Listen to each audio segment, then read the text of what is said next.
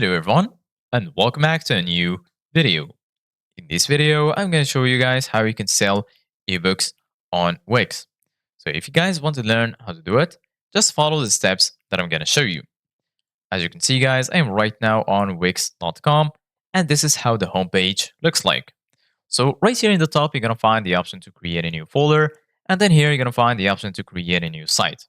Right here in the center, as you can see guys, you're going to find the list that includes all of your sites that you created before on Wix.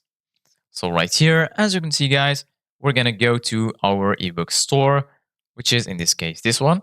I'm going to click on select site, and then you're going to be taken to your dashboard. Once you're here in the dashboard, here in the left, as you can see guys, you're going to find all of these sections. So right now, in order to add your ebook, go to catalog and then go ahead and click on it. Once you do that, under catalog, you're going to find store products, inventory, categories, and so on. Click on product. And then once you're here in the product page, in order to add your book, go to new product. And then here you can either choose physical products like a t-shirt, shoes, or anything physical, or the digital file like an ebook, printable, or digital album. So I'm going to choose digital file.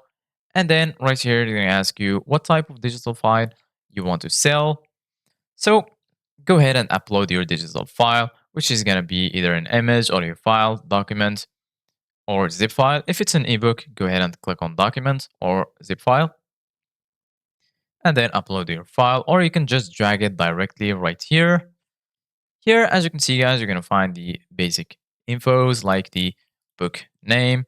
Here you need to add a description.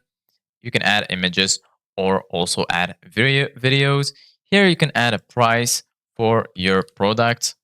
You can also mark it on sale, of course, if you want. Here you can choose to make it in stock or out of stock. And then once you finish adding up your product, in order to save it, click on save, and then you're good to go. So this is it guys for today's video. Thank you guys for watching. See you guys in the next video.